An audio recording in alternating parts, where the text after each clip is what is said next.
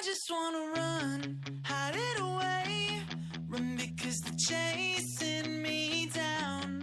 I just wanna run, throw it away, run before they're finding me out. I just wanna run.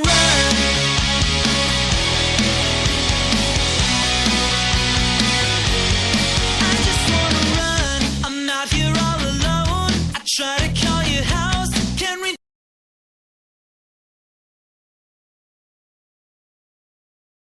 more than you deserve. Don't treat me like a drag. I'm feeling like I keep on talking. I'm repeating myself, my words lost all meaning. I keep talking, I repeat myself. I just wanna run, hide it away, run because they're chasing me down. I just wanna run, throw it away, run before they're finding me out. I just wanna run. Oh, yeah. Today's event's announcing by ISpeakForYou.net. Yeah, ladies and gentlemen, we are live from Juicer Heroes in Stone Oak. I've got the man, Simon, the chef, Wallaby. I call him. There I The go. chef. There you go. I'll go by any name. Really? Yeah, almost. Well, I tell you what, Simon, I am impressed, my friend. You are? This place is beautiful. Yeah, it's interesting, you know, when I go around to all the different Juicy Heroes, and I have to say, I may be impartial to this one, but it's an amazing vibe, and Jeannie's done a great job handpicking the paint, the decor, she just wanted to make it feel fresh and vibrant and just zen. Yeah, when you walk into a store and it's got granite countertops, you know you're in high end. Yeah. You're no longer in Southside San Antonio. Right, and these seats and tables are real wood. Like real. I noticed that. I noticed that. So, folks, of course, When this in is Mark Rome, from. right? That's right. When in This is Rome. Mark from We're in iSpeakForYou.net. Stone Oak. We are live at Juicer Heroes in Stone Oak, honoring the amazing, the incredible Ironman athletes, runners, cyclists, swimmers, mountain bikers Yeah. here in the San Antonio Metroplex. Yeah, this is kind of the good, the bad, and the ugly of endurance racing. Hey, is he calling me ugly? Ugly as Rick's So we got going, the- Because Rick's going, why are we looking at That's it? right. Rick's like, wait a minute. because not every training session is good. No. Right. Not every race is bad. And sometimes we just have those ugly experiences that you just got to chalk up to experience and right. learn the lesson and then move on quickly. That's so true. Right? Absolutely. We'll cover all that stuff. That's so true. They Absolutely. exist. So what it is, folks, Juicer Heroes, I'm going to let Simon and, of course, Jeannie sit here talking to my left. Yeah. And you I'm can't your see her, of left. course, you're on the radio. But this is iSpeakForYou.net, and we have some of the most fastest and most beautiful triathletes in the world. I keep feeling that right there. Oh, I love that. I know. Beautiful and fast. You got fluff on your mic cover there. Hey, I don't want to know what that That's is. Never mind. It's in the fluffs. Go ahead. I know. Michelle's always like, can you get the hair off my shoulder? I'm like, what are you talking about? She's like shedding. So, but no, again, if you want, and they're going to talk about it again, folks, if you want the product that's going to get you to the next level, Juicer Heroes, all natural, good for you, good for your body, good for the environment. I'm going to let them go ahead and talk about it. Yeah, I'm going to let Jeannie kind of introduce Juicy Heroes Stone Oak. How did it come about? What is Juicy Heroes? Yeah. Okay. Well, it's been sort of this labor of love for me, but basically, it's the Taylor family who has the original store. I met them about a year ago, actually, at a cycling event. And as you know, or some of you do know, I'm an entrepreneur, and so I was looking for another opportunity. I had recently divested from a UPS franchise that I had, and so I was looking for another opportunity, and the timing was right when I met these people. I felt like, okay, this is more in line with my lifestyle, right? With the endurance Sure. stuff that we do, and as Yeah. athletes, or even just somebody who wants to work out. This health and wellness industry is so much more, it's more in line with my passions and my Appealing. desire. Right. Exactly. So I jumped on board when I saw their product, and I looked at the market and did my due diligence and found that it truly is they're at the top of the game for their market. And so I decided to jump on board with them, and they had opportunities out there. And when I realized that they didn't have a location in Stone Oak, and you guys know for a lot of us, this is our stomping grounds. Right. And with Lifetime Fitness, they're on 281. And so I thought, why not? So I jumped on board, and like 10 months later, literally, here we are. So Juicy Heroes, their mantra is a mission of nutrition. we're on a mission of nutrition. A mission of nutrition Yeah. with mostly organic, fresh fruits and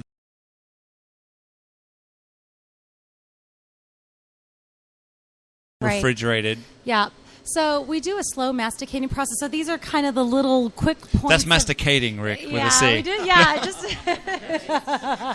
Rick's is over there in case you smiling. didn't hear. Rick, if you didn't know, you would invite it because you're the scapegoat. Everything's going to go your way. Not at all. Exactly Not right. at all. I also found out I'm the most beautiful person. You did. Yeah. Well, that's awesome.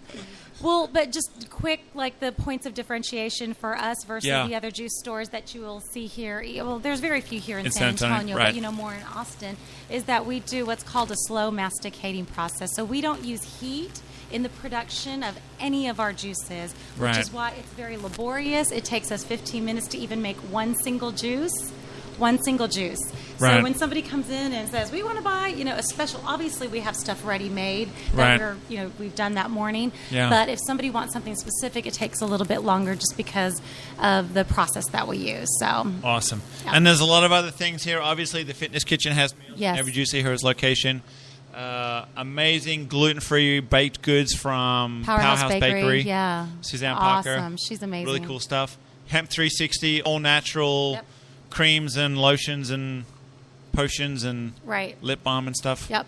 Great Absolutely. stuff. Awesome. Good stuff. Yeah, so if you're around the Stone Oak area, definitely come in and see ours. Yeah, come see When we me. I mean, our store's open. The doors will be open from 7 to 6, Monday through Friday. And then Saturdays, we're going to do 9 to 5. So Awesome. come in and see me. I'll do a juice tasting for you, your family, and friends, and we'll have fun. So Awesome.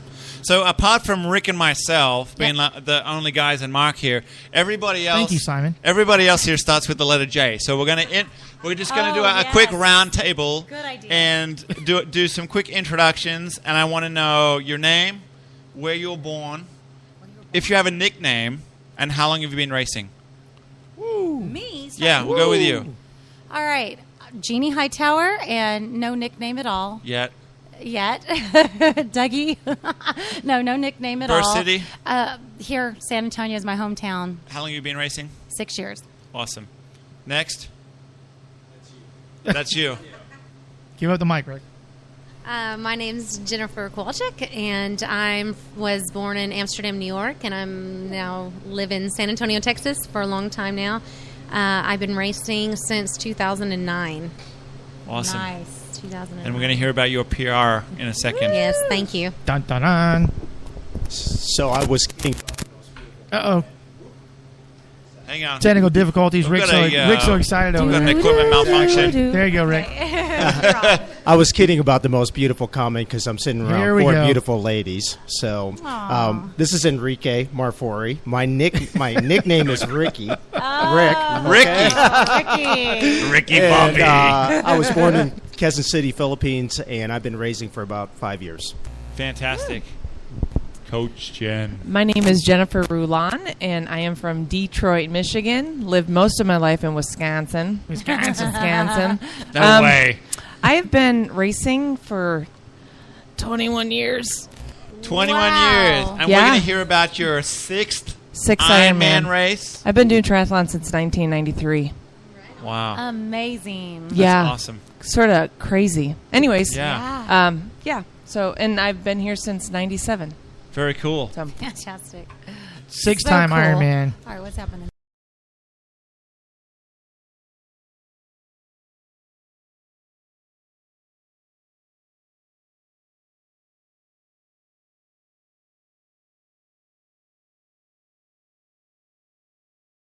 I don't know, various nicknames, but Jay, Jan, Janet, whatever. Answered anything.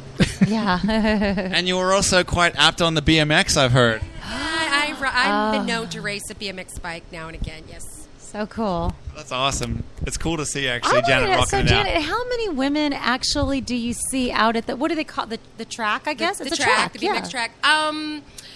Women over 18, over 13. I don't know. Here in San Antonio, there's like 5 of us. Oh, nice. Okay. Yeah, and then nationwide in my age group, which I don't need to tell the age group, but there's maybe about 50 of us nationwide, my age group, and then in various age groups from 30 on up. Yeah. It's growing.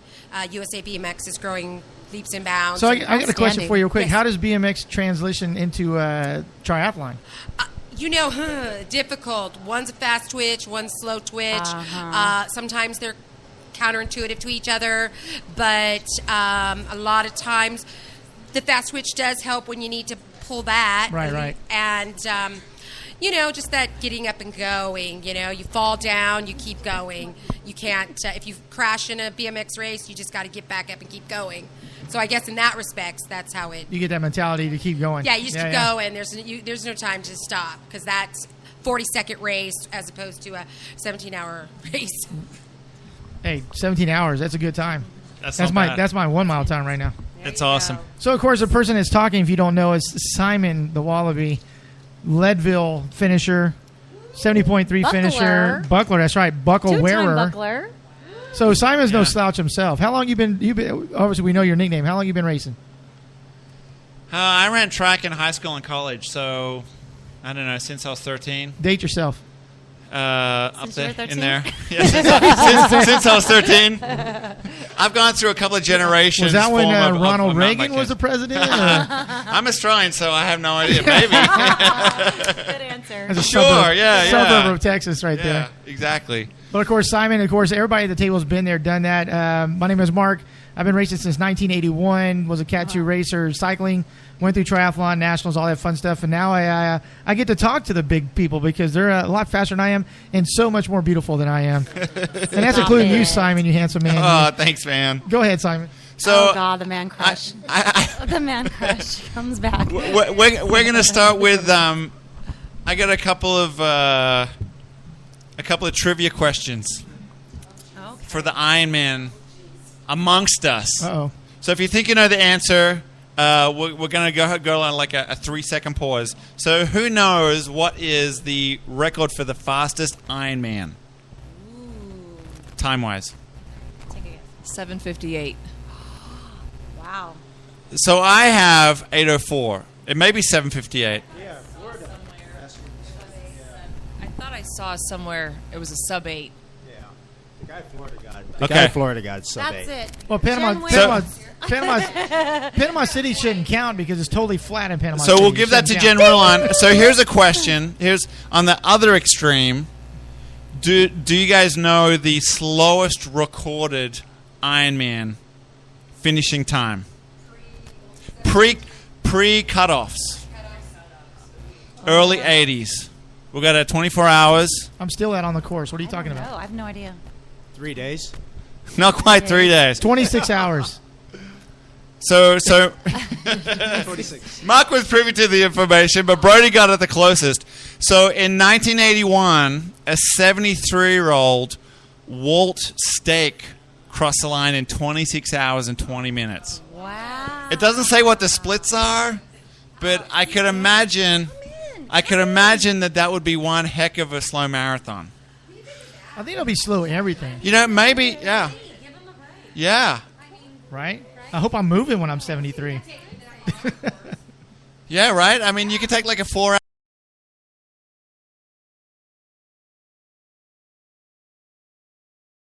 Yeah, there's no cutoff And today. that's probably why they came up with the cutoffs, because the race officials and the volunteers are like, all right, dude, it's been a day and a half. Is this guy still out there? I'm at, the swag vehicle's out of gas. It's like we need to rip this up. Wow. Yeah. Here, grab the mic. Yeah, you got to use the mic, girl. I'd say kudos. At 73, you should have 8 days. Yeah. I mean, if I can still be doing this at 73 years old, Right? then It's amazing. yeah. Yeah. So Jeannie and I witnessed this when she did the Ultracentric last year and the year before. There's a 6, a 12, and you're out there running, I was Jen. there with you. There's a 6, a 12, a 24, a 48, and a 72-hour run. And the course is from end to end 1 mile. So one lap is 2 miles. So we rock up there like the day before she has to race, and there have been people running for 2 days already.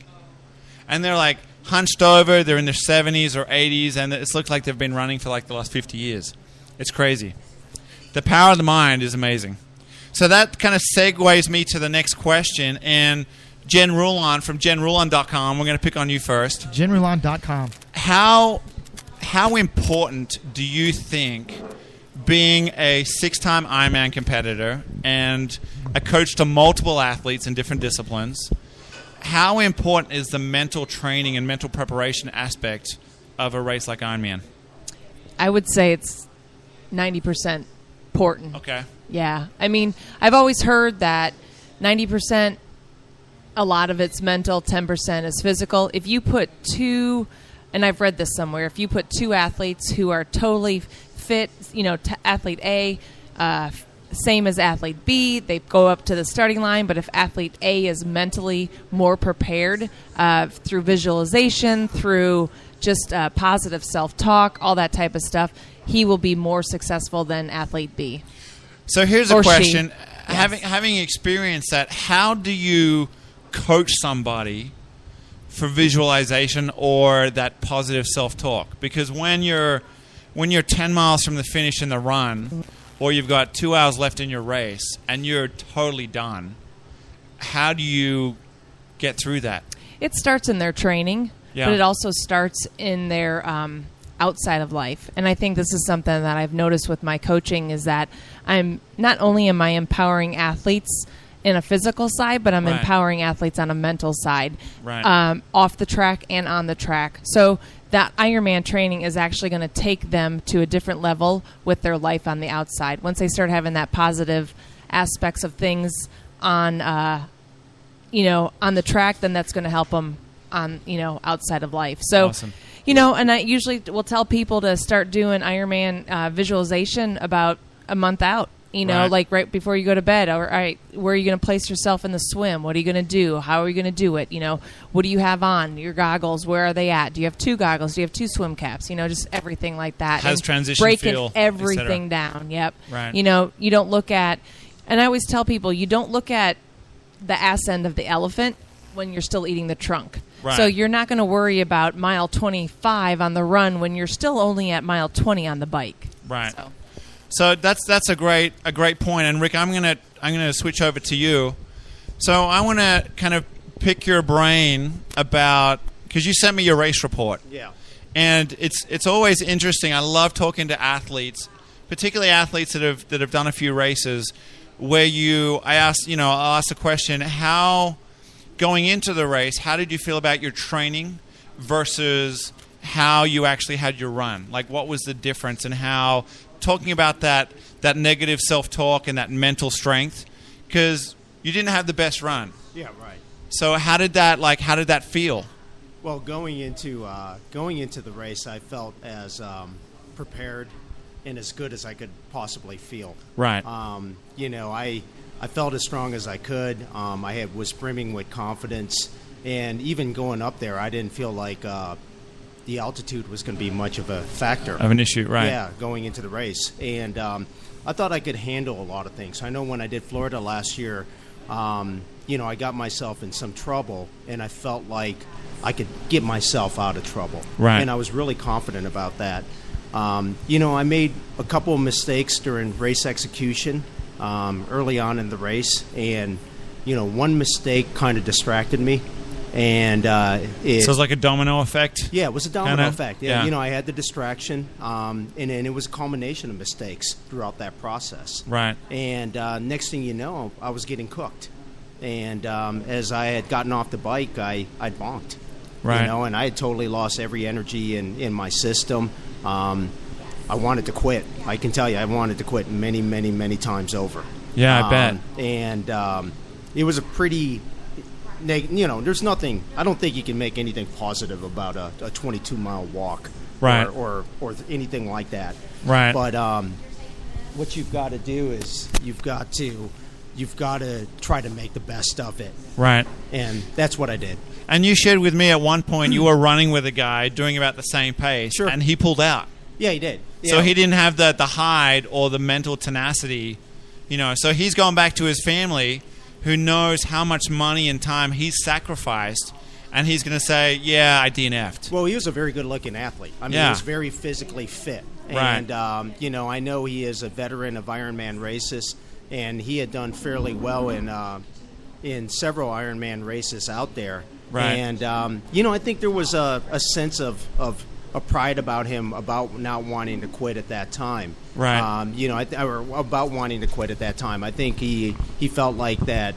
And I felt the same way. I mean, in my head, I felt, I wanted to quit. I was ready for another race. I could do something else down the road, but I was going to finish that race. So what was the one thing? And we're going to round table this. What was the one thing that kept you on the course? The one thing that kept me on the course, it was just. There were a lot of things that led to making more and more mistakes, and that was the negative attitude I had. Right. But then there was a turn of positive attitude. I think when I became a spectator, and I had a chance to see other people do fairly well, right. and it reached some of the limits. I know Jennifer. I was very proud of her out in the course because I know training was very tough for her this time. Right. Unlike myself, it was a very good training process. For her, it was very tough. But to see her, do what she was doing on the course and had the potential to do those kind of things, I took that as a positive. Right. I took the volunteers as a positive. I took my family being out there as a positive. I took a lot of things that were very positive. And Jennifer's right. There is an Ironman credo out there. You just right. don't quit. Yeah. You can do more than you think you can, kind of thing. Exactly. Yeah, Simon touched it on the head real quick. There's a lot of time self. You stay away from your family, your friends. You're out there training a lot of times by yourself. You're not doing it just for yourself, but there's family and there's people out there, the volunteers. Well, I certainly thought they're about going. My kids. Right. The one thing, and my kids really don't care one way or another what I do out there. They're happy just to see Dad out right. there. And they love Dad for who Dad is. But I did think about my children at the time and said, what kind of message would I leave them if I left this course today? And I just thought to myself, regardless of how they feel about me, I don't want to leave that message. Yeah, and that's one of the things we talked about before, Simon, was digging deep to get to that finish line. Yeah. So, absolutely, because you'd never really know, even somebody like Jen Rulon who's done 6 races before, six Ironman before. Let me clarify. You never really know how your day is going to go until you're in your day, right? That's correct. And I do think that mentally getting over a DNF is way harder than right. getting over a 16:58. Right. Yeah. So on kind of the other paradigm, somebody who had an awesome race, Jen, Thank you. a PR. Well, let's just say an awesome race for me, not PR an awesome girl. race Yeah. for anybody else. No, but I mean, An awesome in race terms for me. of your racing journal, the history of all your races, all your training, kind of break down in a synopsis, how was your race different from other Ironmans you've done, and what did it feel like on the day? Well, for me, I went into this completely different than I did for Texas 2 years ago. My training was much different. I actually felt I went in undertrained. Okay. Compared to my training for Texas. I felt like I was ready to go. I knew what I was going to do, but I was way overtrained. To where going into Boulder, you're starting at a 5,000 feet altitude to begin with. So you're swimming at 5,000 feet. Does that play a mental aspect? I think everything plays a mental aspect. And I think an athlete can sit there and say it doesn't, but I think you're fooling yourself right. if you say 5,000 feet starting when we're at sea level doesn't play a part in your head. It absolutely 100% does. Right. So going into that was huge. But, for me, I don't even know why I signed up again. I think it was because my brother and family and friends are like, right. let's That's the do inaugural this. Boulder. Yeah, it's like, let's do it. Boulder's like the Mecca, right?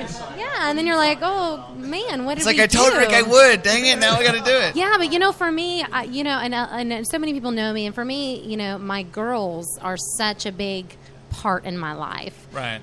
And they are athletes. Yeah. And I tell this to them every day. They're baby professional athletes. Yeah. Oh, wait. Before you say that, one of the most emotional and beautiful photos I've ever seen in my life was you hugging them at the race. And thank you so much. And that was at the swim start, which everybody knows. And even if it's a sprint distance, the swim is very emotional. But you know you're leaving your family for how long? Right. You know you're leaving them for, 17 hours maximum. Right. Okay. And that, for me, is a very emotional thing. But knowing what they do every day and their strive for success, not for anybody else, but for themselves, Right. how can I give up? Yeah. There's no possible way. So at what point of your day, and we kind of talked about this before the show, did you realize, or did you even realize that I'm on track for a personal record? This is going to be the fastest Ironman I've ever done. I really didn't. I came out of the water, and to be honest with you, I was slow. For me, I was way slower than I was for Texas, about 10 minutes slower.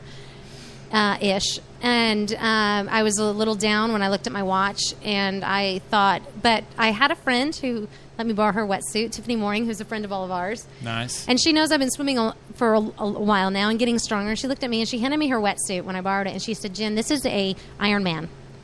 This is not a swim race. Right. And after your 2.4 mile swim, you have to ride 112 miles. And I know your swim is strong, but remember, this is not a swim race. Right. And I had her in my head when I started that swim, and I took the swims very reserved, probably more reserved than I should have. Right. But I got on the bike and feeling good, but there's still in the back of your head of I got 10 minutes to make up. I've got 10 minutes to make up, and I'm seeing mountains. Yeah. And you're climbing. Yeah. For miles. I mean, I think everybody can relate to that. You are climbing, and you don't see it a lot of times, but you're climbing for 3, 5, 7, 10 miles of straight climbing. And yes, when you get to the top, you have a grand downhill. Right. But you don't even realize you're hitting that. So for me with that swim, it was all relative. So, I knew I was holding good on the bike. And it was funny because we hit this really great downhill. And this guy looks at me. Everybody's smiling. They're kind of like, reflecting. knows. That was beautiful, that 10 minutes. Yeah. And that 7 minutes was bliss. It is. It's fantastic. And you're hitting. And I looked at my watch, and I'm like 40 miles per hour. Yeah. Holy wow. And this guy looks at me, and I'm like, this is awesome. And he goes, but we have to go back uphill.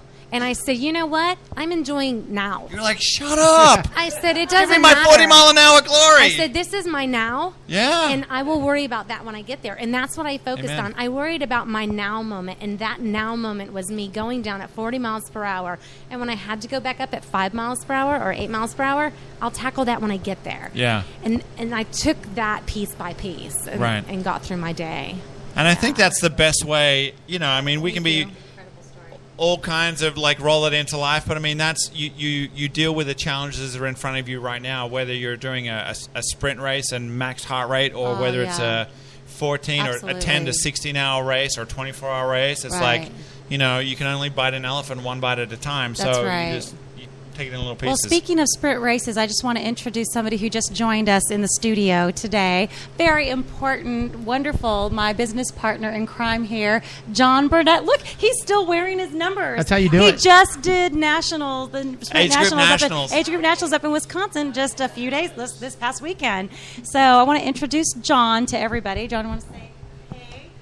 Well, yeah, thanks for having me, and I'm sitting at the table with a bunch of Ironmen, so Right. I'm in awe because I'm just doing the sprint distances because I'm brand new to the sport. I started Tri-Rock a year ago in September, so I'm in my first 12 months, and Woo! I've got a lot to learn. So Welcome to the family. Thanks. But no, Yeah. we were talking about yesterday, and there's one thing I want to put out there, everybody, that John was like, I feel good. Oh, by the way, I'm starting to bricks because I'm doing Tri-Rock in a couple weeks. That's right. I'll be out there on Sunday bricking pretty hard, I think. Keeping the intensity up. Crazy. for the Simon, race. we're going to take a quick commercial break, and we're going to come right back, folks. Hi, folks. This is Mark from iSpeakForYou.net. A lot of you know I've been around the sport of triathlon since 1981. So I've been there, done that, seen it, got the shirt. If you're looking for a coach that exudes the passion that you want, then look at JenRulon.com. I tell you what, she's passionate.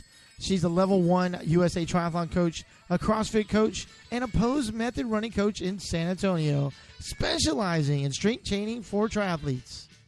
That's right. Let her teach you her passion of triathlon. For more information, go to jenrulon.com. Thursdays, Races and Events is presented by eDragonTees.com, the premier company for your t-shirts, your banners, hats, flyers, embroidery, web design, and yes, even your koozies for your beverages. Online at eDragonTees.com. That's eDragon, Tees.com.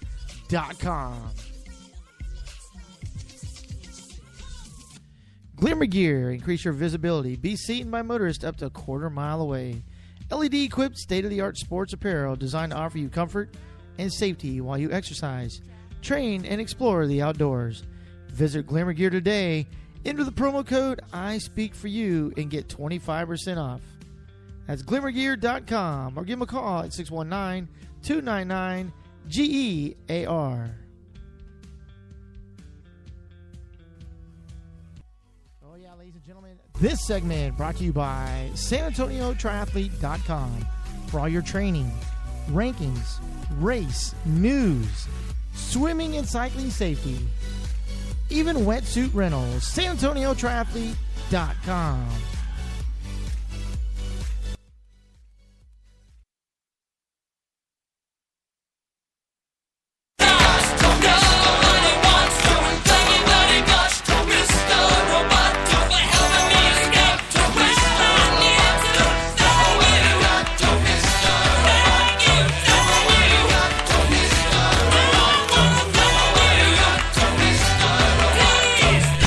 We are back here in Juicy Hero Stone Oak, 20079 Stone Oak Parkway, right at Stone Oak and Hardy Oak. I'm just going to say this real quick. Yeah. This is the athletes hangout. Yeah. Yes, I'm just going to say it right now. It is. Absolutely. I mean, obviously we got Buckleware, we got Ironman, we got age groupers, Absolutely. national champion triathletes here. Yeah, and Chanarak Vodka is And joining us tonight. Nadine, Yeah. you're not here, but thank you Nadine very isn't, much. but Yeah. Vodka is. Right, she's not here, but her- Very She's here in spirit. Laura's laughing. And- She's here in potato spirit. And I'll tell you that right now, folks, Enchanted Vodka, who's not only produced by a friend of ours, but goes very well with Juicer Heroes. Thank you. It does. I've been saying that for months now. Just happens to be one of the sponsors of Revolution Race Team. Fantastic. So this is See the everything Revolution synergy? Race Team right here. Absolutely. It's the There you HQ. There you go. The HQ. So I have a question for the Broadster. I was reading in an article that you were published in. Hang on. Yep.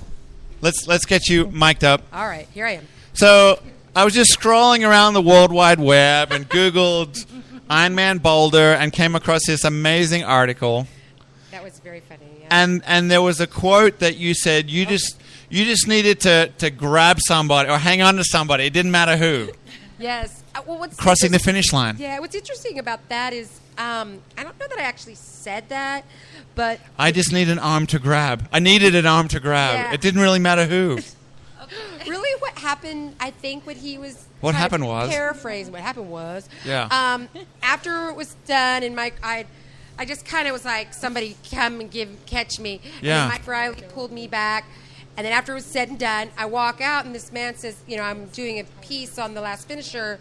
Can I interview? And I said, yeah, if you follow me and we can go lay down. Yeah. I'm like, I'll be I in the just med gotta tent go grabbing an sit IV. down. And, Yeah. and then he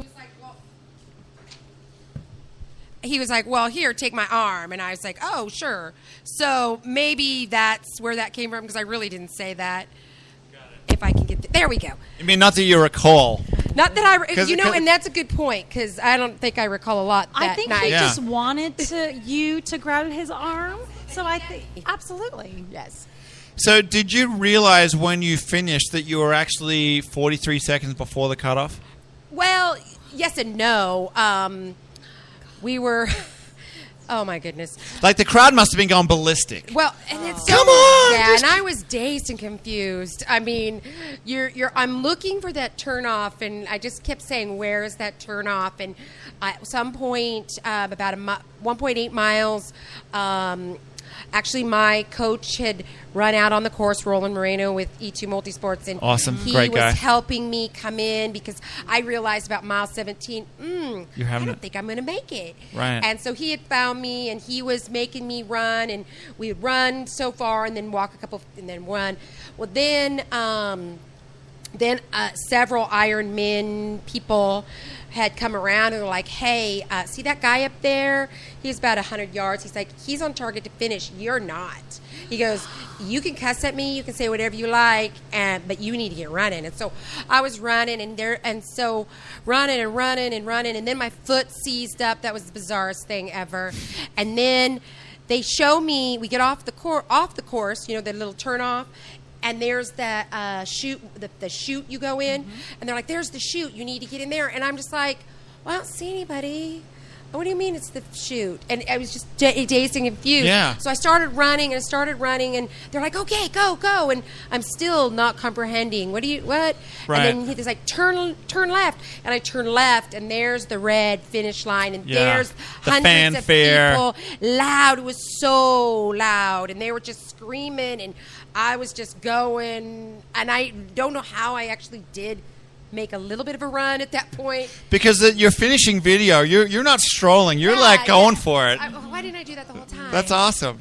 But yeah. So this was your second Ironman? Actually, my second, yes, sir. And the first one was Coeur d'Alene? Coeur d'Alene in 2013. So for those that don't know, I've got the top 10 ranked toughest Ironman courses in the world. And Coeur d'Alene is on there. Oh, jeez. Yeah. This probably came out before Boulder was raced, and it's based on the average splits to finish the swim, the bike, and the run. So it's not just about being a really tough bike; it's the whole race. Right. So Nice. Kona is number 1. Obviously, yep. We're going to round table and see who can guess where Texas ranks. I'm not. Top I'm not. 10, I'm top not six. eligible. Well, I've got to the play. top 10 here, so that's a six. given. It's 5, Okay, 6, top 6. 5, 6. Jeannie says 5, 6. Rick says 5, 6 Jen? for sure. It's brutal.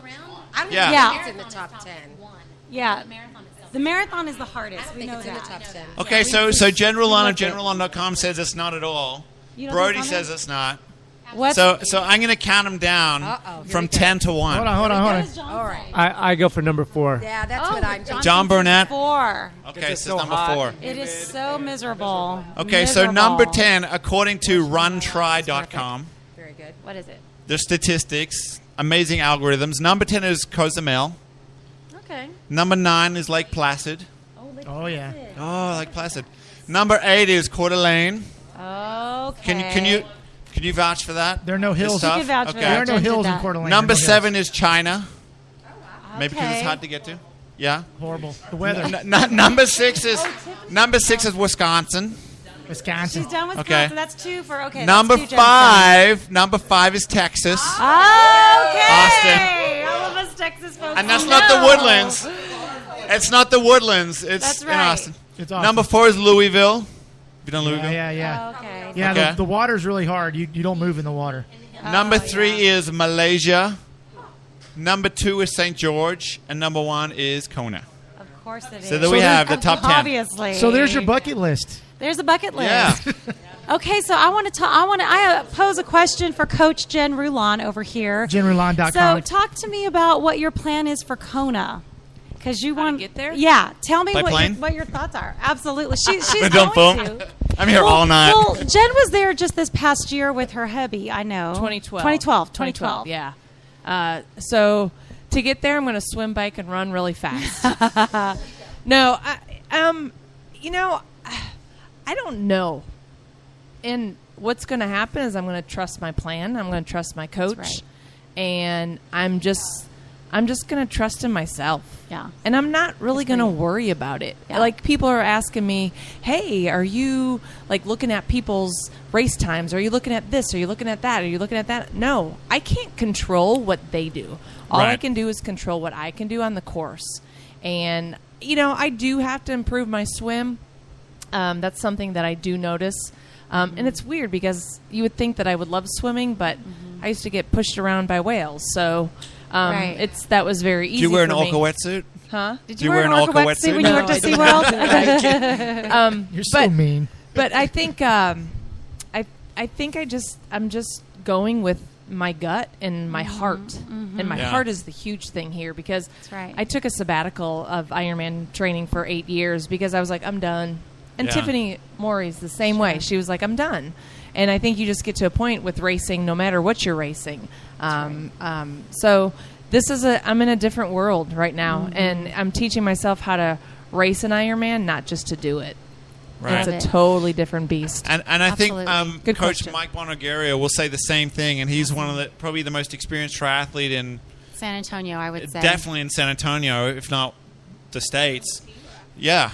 And he always says you can train, like have a perfect plan, but it's one thing to train efficiently. It's another thing to be a good racer.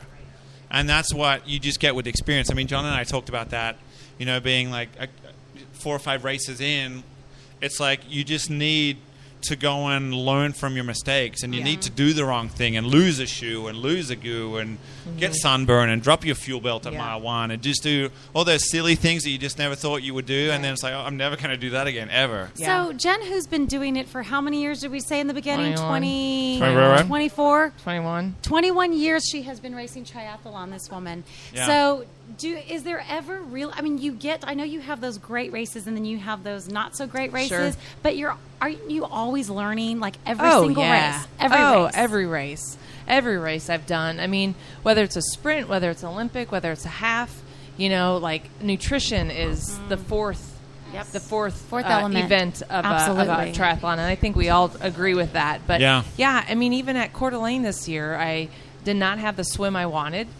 It was choppy. Every time I looked up, I was getting slapped in the face by water. There was 25-mile gust winds on the bike. And so, same with you, same with Jen. I was going down at 40 miles per hour, and you feel a gust of wind, and you're like, oh, God, can I do this? And then when I got off the bike, I was like, all right, game on. It's my run. And so I knew I had to push myself in the run. And I PR'd a marathon run on a very tough course. Amazing job. Fantastic. So you talked about nutrition, and one of the golden rules of any athlete should be never anything new on race day, right? True, right? So I'm going to talk to PR Jen over there. When you go from the experiences that you had in your last Ironman to this one, how did you approach the nutrition aspect or fueling throughout the race much differently? Yeah, well, I'll be honest with you. Anybody that knows me knows I'm a horrible eater. My nutrition is the worst of the worst. And I'll be honest, I had an incredible coach that really taught me how to eat. But not just how to eat, but when to eat. And when to eat the right things at the right time.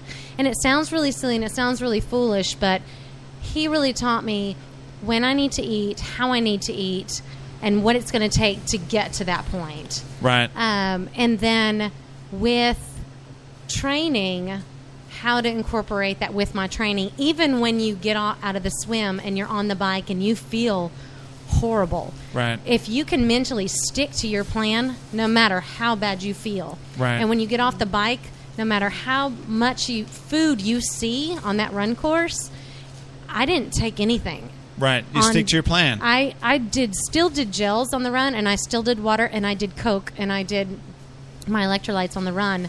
But if anything I learned through my training is my nutrition was so poor, but not just racing, in life in general. My nutrition was really poor. And he did teach me how to eat and how to eat properly to be the best person I can be daily, but as an athlete too. Right. He really changed my life in that aspect. And that's awesome. So when you get to the race, whether it's a sprint race or an Ironman race, you shouldn't be doing anything for the first time. Never. Right? So if you're taking an electrolyte, or there's a bunch of awesome products out there, whichever product you're training with, you should be very familiar with that all the way through training. And then, as Jen Rulon said, have faith in your plan. Yes. And stick to it. And your coach. Because know that it wasn't just drawn up on a whim. It's been something that you've been living. Well, yes, and it's interesting you say that, because we're walking around the expo that day, probably the day prior, just like everybody else does, walking around. And I walk into this one tent, and this guy says, try this. And I looked at him, and I said, no, thank you. And he goes, oh, but you're 2 days out from a race. And I said, no, thank you. And he goes, but it's not even going to hurt you. Or maybe it was 3 days out. Yeah. And he said, no, just try this. And I said, no, thank you. Yeah, put it in the bag and move on. I didn't even put it in the bag. He said, well, why won't you even try this? I said, because I have a race in 3 days. No, thank you. I appreciate that. But but this time was different. I really stuck to what was working for me since December, and I did not deviate. I Right. didn't. Even 3 days prior, when somebody said, "Try this product," no, thank you. Yeah. You know, and it is hard. Yeah. It's hard to do. I- It resulted in a PR. Yeah. So Thank you. obviously That's there's method to fantastic. the madness. That I got a discipline. question for John. So when you look at your race, you know, a big thing is particularly in the Ironman world, and it's probably becoming less and less of a thing, is the big carbo dinner, right? The pasta dinner. You go there, you pay your however $600 to race, and for an extra $40 you get a ticket to the pasta dinner. You know, you did a sprint race. Share with the listeners how your day before the race affected your race day, Yeah, so because it's a big lesson, right? yeah, so my big takeaway, what I learned was, you know, as a kind of a newbie there, my eyes were wide open. I had two buddies that were competing in the Olympic event On Saturday, and you were racing on Sunday. and I was racing on Sunday, so I'm out there supporting these guys. I'm kind of, you know, checking in with all the friends and family back home with the text messages, Social snapping media, photos. yeah. So bottom line, I'm out in the sun all day, but I thought I was taking care of myself nutritionally because I thought as long as I stay hydrated. So I must have pounded, I don't know, 5 to 7 like full water bottles of water.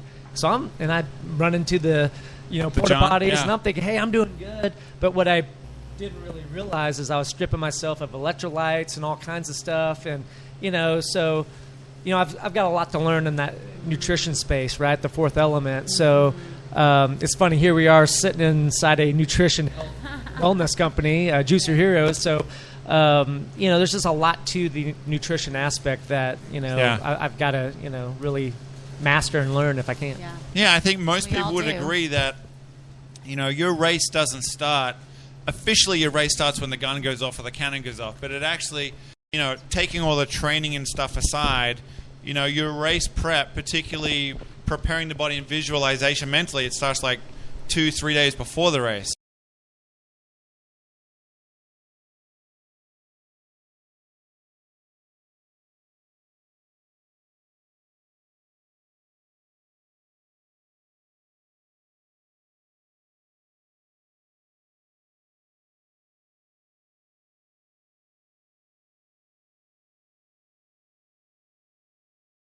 Not about fitness, it's about physiology. Right. And you know, I sit down and I talk to people about their glycemic levels and The general one's like, oh, Yay, look out for finally. that. Finally. yeah, and I talk to people about their glycemic levels and everything, and it's just way above my head. I don't Right. understand any of it. And going into race day, I you know, that's where I had made some issues, or that's where the problem started for me. Was I think I had carb a little too much, and you know, and I had panicked on the difference between liquids and solids and all that kind of stuff, and I had made some pretty poor decisions in the rush for getting ready for my Ironman, where I felt like I had ate way too much. You mean for breakfast on race day? Yeah, well, Or you the know, day the before? what was funny Yeah. is it was the day before, so I Right. started up with some Maldextrin early on in the day. So I had hit Maldextrin pretty hard for a 3-day period, which is okay. It was fine. I was able to deal with it over a 2-day period. The third day came along. I felt really rushed. I had to get ready for a dual transition race. I did a little bit of a workout. I had to do some family matters and things like that. So I really didn't get any solids into me until, which is too late. So your body's already So I kind of- overate. yeah. I overcompensated Right. late in the afternoon. And then my parents and my family came back into town. They said, let's go out to eat. Of course, I'm not going to turn them down. It's my family's there and everything. So we ate a little bit more. And the thing about this race is usually I run on feel. I run on, you know, how do I feel that day? What do I need to do that day? I feel a little much like I overate, so let's throttle back a little bit. But instead, I became very programmatic, you know, Right. and which is okay. But if I'm not feeling well, you've got to... It just compounds. Yeah, it compounds a little bit. So I ate breakfast. I ate breakfast hard. You know, I felt fine in my system. And then I got out into the race course, and I started to feel the GI issues a little bit. Right. And there were many... Look, it's there's no one to blame there but me. I could easily recover from GI issues. I just had to take care of myself. Right. But I was in such a competitive mode. I was so focused in my race. I was so focused. I was coming off a good race, so I said, you know what? I made the mistake of competing with competitors. Right. And trying to pay attention too much to Other people on the course. The people on the course as opposed Interesting. to when I did Florida, it was more about, hey, there's a certain time, but I'm going to be steady within that time Right. period. It's about Rick's race. Yeah, it's about Rick's race. So I decided to go for it, and I didn't take care of myself when I needed to take care of myself. Right. And I could have. There were many times on that bike course I could have decided to do a couple things. I could have recovered, but instead I decided to push. And that was the mental mistake I made.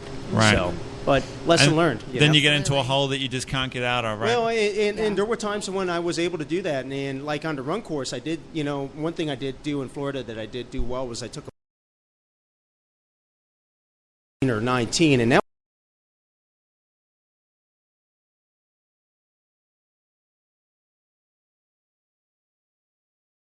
didn't hit me until mile 5 to do that. And by mile 10 on the run, I started to feel like I got past my GI issues, but my blisters were just way too big. Something else came up. Yeah. There's So always something. I had to make the best of the day. I had to make a best of a really tough situation. Well, yeah. and here's what I would Yeah. say. The very, very cool thing that we love about triathlon is that it's really an even playing field, right? For every athlete that's out there. Yeah. Everybody's running the same course. Whether you are, Macca or you're me or whoever you are, you have the same exact level playing field. You have the elements of the same weather, the same course, and it's just really your race on your day. So Yeah. I love that about the sport. And I think the one thing, if having not competed in a full Ironman yet, I've done plenty of things that are, that are around that time Wait. and will Yeah? supersede that time. It's definitely on my bucket list. I'm glad everybody got the yet.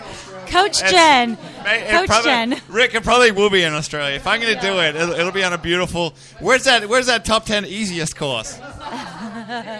Yeah. Exactly. So yeah. I think that the difference is for 99% of the people that are competing, maybe the top 1% who are racing for money, it's all about just, pedal to the metal as fast as you can go. But for everybody else, it's like, it's almost a survival thing, right? Because I've spoken to athletes who have done Xterra Worlds, which is a 3-hour and 10-minute race, and they've done Ironman. Different animals. Ironman is like you just got to get in your groove and you just sit there, and it's all about just staying below the red line. Stair or something shorter, a sprint race is just like maximum velocity, and you blow up. There's no time to recover. But in Ironman, you can dig yourself out of holes in the swim and the bike and the run with T1, with T2. But, yeah. I just have to say this real quick. Ironman New Orleans is open for registration. I didn't say this year. It's not. I got to go bunker to get first. It's not this year. No. Next year? In what is it? March, April 15th. Orleans is doing one? When's the next Olympics? Maybe Oh, I'll do here it we that go. year. 2020? Clear Lake. 2016. Clear Lake next weekend, and I can give you an entry right now. Oh, yeah. Sure. There you go. Yeah, no. Craziness is happening here at Juicer Heroes. Stone Oak. Stop it. I'll give Stop you an entry. it. I'll give you an entry to Clear Lake International Sprint next weekend. I'll give you an entry to Maybe I need Oilman. somewhere in Enchanted Rock. I'll give you an entry on behalf of General Line, and I speak for you. I'll give you an entry to Oilman 70.3 right now if you want it. Oh, my. Come on, Simon. When is that? That's once they end of September. He's cringing, Mark. End of September? You're making him cringe. No, it's a little too short notice. Oh, here we go. Wait. He just said a little too short notice. I know. No. He said a little too short notice. Didn't he do a 70.3 like the day after No, he I signed did up a for it? 60. No, did an he did a ultracentric. No, no, 6-hour you- ultracentric race. Yeah. Oh, I think I can do it. I do want to give props to Coach Mike. Yes, and I had absolutely. worked with Coach Mike in the past. And one thing he did really do for me is he helped me understand how to pay attention to my system. And I think a lot of it comes from his special operations background. He looks for trouble spots and he knows how to get out of them. That's exactly you know. And I remember again finding myself in trouble spots when I had blisters in Florida. I put ice in my shoes to cool my feet down, and I was still able to run. You know, I didn't even think about doing that here. My attitude was just way down. Right. Yeah. You know what? And another thing, I just saying that, Rick, it reminded me of something that he told me at my second half iron distance years ago, and he said, you know, you can talk yourself out of cramps. He's like, you really can. Like when you think that you're cramping up, and you are, and you know, John, you know, because I know you suffer with cramping. I don't think I had enough time in that race to talk myself out of it. It was a quick conversation. Yeah. You can do it. No, you can't. You can do it. Oh, that's the finish line. Well, maybe next time. 5K. Yeah. Well, totally. I can see that. But, you know, on the half distance, we were talking about, you know, a 56-mile ride and a half marathon coming at you. Right. And you're cramping, and you don't, you know that feeling of it's just hard to even turn it over because you're cramping so bad. And I remember his words, you can talk yourself out of cramps. I was literally like a crazy woman in Austin. This is my second time doing Austin. And I was literally talking out loud, like, I'm on a cloud. I don't feel anything. There's no cramp. Like, I literally was talking to myself like a crazy woman. And don't you know, those cramps literally went away. Like, it was crazy. Well, the subconscious mind is super powerful, and Sure. and the other thing is, you know, when we talk about these great races and these horrific race experiences, the more you think about the bad stuff, it just your brain replays it. True. So it's like, okay, yep, that race, this was horrible, this was great, this was horrible. Scratch the horrible, think about the positive, general on perfect analogy or visualization.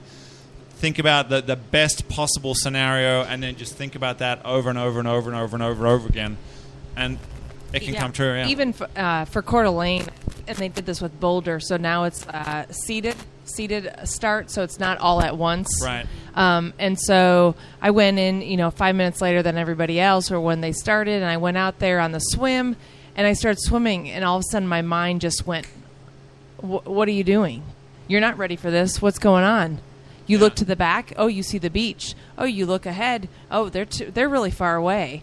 And so, like, the buoys are really far away. So I started just doing the negative self-talk, and I'm like, okay, just breaststroke. Just get to one buoy. So I got to the one buoy. I was like, okay, Rulan, you need to HTFU, because if you don't do that, like, it's going to be a long-ass day. And so I did. I just sort of snapped out of it. But it's crazy what the mind can do, because it goes in that negative self-talk, and you just have to flip your switch in your brain.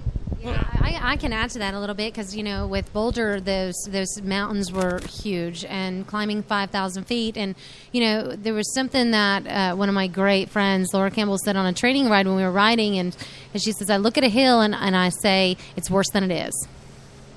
It's worse than it is. And when I was going up those hills at Boulder, and there were some monstrous hills, and there was 3 in particular after you're coming down a really long downhill. They're called, excuse my language, they're called the 3 bitches. And you can say bitches. And then you're going down literally 40 miles per hour, and you dogleg left, and you go up 3. And the third one you can't even see. And all I kept saying to myself is, it looks worse than it is. It looks worse than it is. It looks worse than it is. Jen, you can get through this. And you've mountain biked harder than this. And literally, I said that for 3 huge hills that was probably maybe 1.5, 2 miles long and I just said to myself, and I'm passing people, and people are looking at me like I'm crazy, and I just kept saying, it's worse than it is. It's worse than it is. And it's truly, like Jen just said, it's mind over matter. If you can just switch your mind off and go, I can do this, I can get through this, and it's worse than it looks worse than it really is. Yeah. It is. Yeah, to piggyback off that, I was going to say the same thing. It was when we got to that point on the bike course where you finally hit the top of that hill and go down, and this man says to me, "Oh, it's all downhill from here," and I'm like, "All the way?" And he's like, "Yeah." Well, he lied. Anyways, so I'm just cruising down and said, "Oh, thank you," and you make that turn, and I think I literally verbally, I know I did because I'm a little bit of a sailor, but. I literally you out cussed loud, that guy out. Yeah, I did. I was like, mother effer. I was like, oh my God, look at those hills. I think and somebody was just like, I know somebody on the course said, what? But you just, you can get that negative talk going. But I had to get to the top. So it's just Yeah. like keep going and keep going, and just after a while you're just thinking, okay, this next pedal stroke, next pedal stroke, next pedal stroke, and no matter how long it took, you finally got there. Right. But that negative talk can really, it goes both ways. It can bring you down, Right. or you can talk yourself out of it. Right. So what's your next Ironman? Well, my next half is actually Austin. I'm doing Austin in October. Okay. And then I have volunteered for Arizona, so I'm going to go to Arizona in So November. that's a flat, fast course, right? Yeah, I The bike? needed a flat course this time. Yeah. So 2015 Arizona. Nice. So now you're going to be thinking, Sorry. it's flat, it's fast, there's no hills. It's going to be a much better experience, right? Yeah, it is, Simon. It's going to be amazing. Amazing, Simon. Yes. Well, no, I think, and I know that has its own beast, Right. because you don't get any downhill, so you don't get any relief for your legs, so you're just constantly pedaling. It's just a time trial, yeah. I think after doing. I did Buffalo Springs. I did, Coeur d'Alene last year. I did then Boulder, and then just around here, all you're doing is hills. I was like, I just need something different. I needed to try something different. I don't know what my strength or weakness is, but I'm not the greatest climber, so I'm like, okay, I'm going to give my hand to a flatter course. Yeah. Panama City. Well, that Can't is get- can't get any definitely flatter than Panama City. Are you doing future Panama is City? that, Jen's yeah. done Panama City. Okay. Awesome. So yes, Cool. But I get what you're saying. Yes, Yeah. a flat course is a different animal, so one's not necessarily better than the other. Right. Awesome. Jen, have you done Panama City or doing it? I've done it twice, and I'm Wow. doing it again this year. Wow. Yeah, it's a great course. I think it's probably one of my favorites. I know it's flat, but you are in aero the whole time, so you have to make sure your back is strong. You have to lift weights, right? Yeah. Plug that puppy in. But yeah, you're in aero position for a long time, and if you have a power meter, you can really Dial it in. dial in, and it's a great if you're comfortable in the ocean, then you'll be fine. And Rick and I both did it last year. Rick, Chris, Okay. and we all did it fantastic. last year. So it's a great race. Well, you just mentioned just a little bit about your back being strong. So I want to talk a little bit about strength training and endurance and how that can help an endurance athlete, because I know you're sort of the guru on that. So Yeah. tell us a little bit about that. I took that sabbatical for a triathlon, and I found CrossFit. Yes, Gary Brimmer, if you're listening, CrossFit, CrossFit, CrossFit. The Sensitive Men's Club are listening. Yeah. Anyways, I found CrossFit, and I drank the Kool-Aid. I enjoyed it. I loved it. I loved the lifting. I loved the competition, because we're triathletes, right? And I was done with the workout in 10 minutes, and I'm like, whoa. Nice. Anyways, but what I realized is that when I wasn't doing any triathlon training, I would go out and do Damo 9, or I'd do little sprints, and I would kill it. I would still have a good race. Yeah, and I would be like, whoa, that's crazy. So long story short, I just started realizing, I'm like, oh my gosh, triathletes, runners, swimmers, cyclists need strength training. And we as athletes are very weak on the posterior chain, glutes, hammies, core, lower back, lats. So a lot of the programming that I do is called the Strongest Mile. We do it on Tuesdays and Thursdays at 5 o'clock down at King William District. I've thought about trying to get around town. There's only one me, unfortunately. Right. But what I try to do is I try to get athletes into that posterior chain and getting them strong for those swims and bikes and runs. And the thing is that I will have them lift. I'll have them do single leg lunges, is what Janet was doing, dumbbell rows, strict pull-ups. Even if you can't do a strict pull-up, I still put you on a band, and you're still doing very much like a lat pull-down, squats, deadlifts. Like just the old school way of simple lifting. stuff, Simple right. stuff. And then what I do is I take them into a high-intensity training, or a WOD, if that's what you want to call it. And it's no more than 15 minutes, because I need to tap in those energy systems that triathletes don't tap into. Right. For the most part, triathletes are weak, or not weak, I should say. They're lazy. So they just like the long, slow distance stuff and be like, hey, I'm going to go out and bike for 3 hours, but they don't add any intensity to it. So what I do is I put that intensity in those little high intensity workouts, and it taps in that phosphagen system that it's that 30 seconds, that 2 minutes, Sure. and it hurts. It hurts like a son of a gun. Yeah. Anyway, so strength is such an important part of the triathlon world, and a lot of people think, oh, I don't have time for it. You have to make time. And I don't care if it's body weight, squats, Yeah. push-ups, sit-ups, V-ups, that type Yeah. of thing. Right. So We need I to could get talk. Jen I could Rulon.com talk all on a day mountain along bike, that. I think. I would love to see you on a mountain bike. jenrulon.com. Dude, Right, I'm Jen? I'm a gonna second klutz. that. I'm a klutz. Yeah. But I could talk all day long about the strength. Yeah. So, yeah. Yeah. That's fantastic. Well, Thanks if you for like what asking. you heard, you can totally tap into Jen. You can find her at jenrulon.com. Thank you. Thank you. Absolutely. So that kind of brings us to a wrap on. It's been a while since we've been on the air. I know, I miss it. We're not in Mark deep Purnell. inside the I Speak for You studios anymore. So this is the I was about to first- say, Jen Rulon and I have been on for a long time now. Yeah. Well, you guys have. I've missed we being on the tapped out air. for a little You while. invited me about a year ago. That's right. right. That's exactly right. It's And been it's that long. I miss it. The fitness kitchen. Mark, take me back. I The miss it. fitness kitchen. stop. But no, the big thing is, I mean, you guys have been busy. You obviously opened up a great location here, Juicer Heroes in Stone Oak. Yeah. I mean, a the little food is busy. incredible. I mean, I had, what was the sample I had earlier? Yeah, the curry chicken salad. my God. Yeah. Amazing. It's so Find it at amazing. Juicer Heroes. Yeah. Yeah. So if you're an athlete, even if you're a couch athlete, you're trying to get into a 5K, trying to get into a triathlon, like they're talking about the Damo 9s coming up next weekend, you got to come to Juicer Heroes because it's one of those places that didn't only talk the talk, but they walk the walk. Right. So, I mean, that's right. We juice the juice or drink Yeah, the yeah. juice The or juice. yeah. you drink the Drink the juice. Talking Yeah, about Kool-Aid, we want you on the juice. Yeah, exactly. yeah, because it's good for you, good for your body, good for the environment. Absolutely. obviously. Absolutely. Yeah, so I want to thank all these amazingly talented athletes for coming in, for breaking away from their families Yeah. after depriving them for their families for the last 6 to 12 months to do these silly races.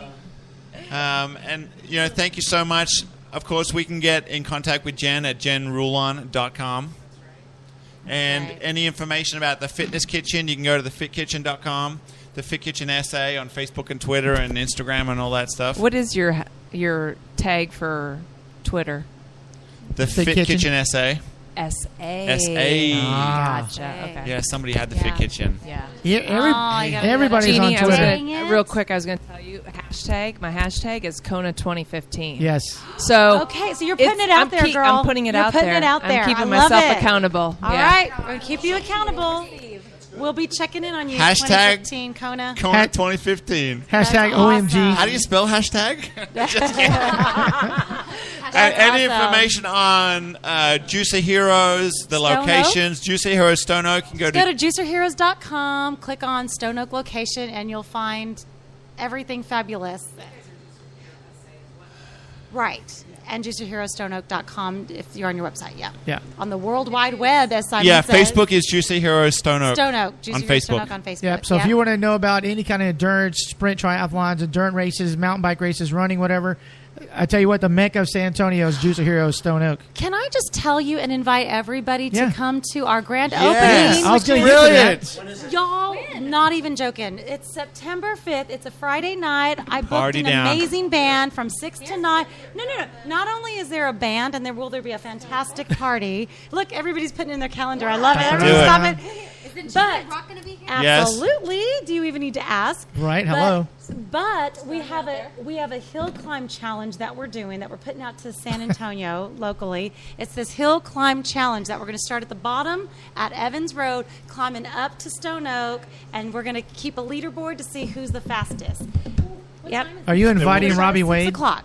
And Robbie Robbie Wade Wade will will be be here. part He of is not- officiating it. Okay, he's officiating. He's not eligible Oh to no, play. he'll be doing it. He's not allowed to race it. Okay, good. There Yeah, will yeah. there will be Neither is Mark Cerrone. get your That's right. posterior chain in check, Rick. We might have There'll to be disqualify prizes. your hubby too. He's so fast. So. Well, Rick's already like, can you mark the course so I can go ahead and start training and Yeah. get ready for Rick is that? going to start.